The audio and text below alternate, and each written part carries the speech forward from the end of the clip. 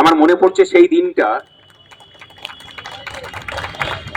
এই হাততালিটা যতগুলো তালি দিলেন এই সরকারের গালে এবং বিশেষ করে মাননীয় মুখ্যমন্ত্রীর গালে এটা হচ্ছে সজোরে থাপ্পড় পড়লো।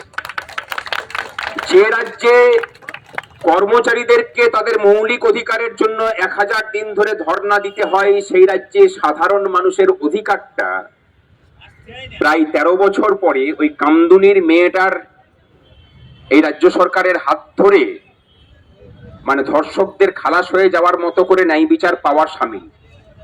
যেভাবে কামদুনির মেয়েটা ন্যায় বিচার পেয়েছে রাজ্য সরকারের হাত ধরে, এই রাজ্যের কর্মচারীরাও বিগত 3 বছর ধরে লড়াইয়ের মধ্যে দিয়ে সেই অধিকারটুকুই দেখিয়েছেন এবং রাজ্য সরকারের জামানাতে এই রাজ্যের মানুষের মৌলিক অধিকারগুলো কোন অবস্থায় আছে সেটাকে চোখে আঙুল দিয়ে দেখাচ্ছে বিগত 3 বছর ধরে।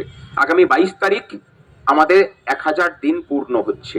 আমরা রাস্তায় সেদিন করছি না উৎসবের কারণে, কিন্তু শহীদ মিনারের আমাদের যেখানে অবস্থান মঞ্চ আছে সেখানেই আমরা সেই দিনটাকে পালন করব। আপনাদের কাছে করজোরে অনুরোধ, সেদিন সকলে আসুন।